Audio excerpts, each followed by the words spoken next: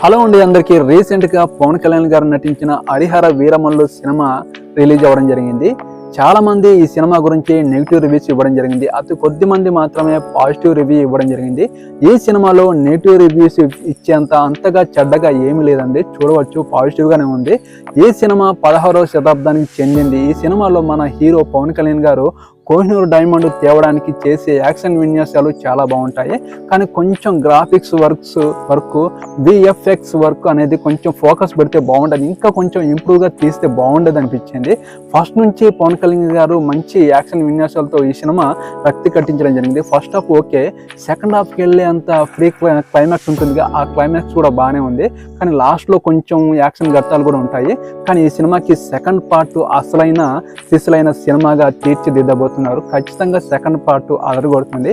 ఈ సినిమా పర్లేదు, ఒకసారి చూడవచ్చు. మరీ నెగిటివ్ రివ్యూస్ ఇచ్చానంత ఈ సినిమా అంత చెడ్డగా ఏమి లేదండి, మీరు ఒకసారి మాత్రం చూడవచ్చు. పవన్ కళ్యాణ్ గారు అభిమానులు కాకపోయినా ఈ సినిమాని ఒక మంచి సినిమానే, మంచి హిస్టారికల్ సినిమానే. కొంచెం సనాతన ధర్మం గురించి చెప్పడం వల్ల కొంతమందికి నచ్చకపోవచ్చు, నాకైతే పర్లేదు అనిపించింది. ఈ వీడియోకి ఒక లైక్ చేయండి, నా ఛానల్ని సబ్స్క్రైబ్ చేయండి, సపోర్ట్ చేయండి ప్లీజ్. మరో నెక్స్ట్ మూవీ రివ్యూతో మీ ముందుకు వస్తాను. ఓకేనండి, బాయ్.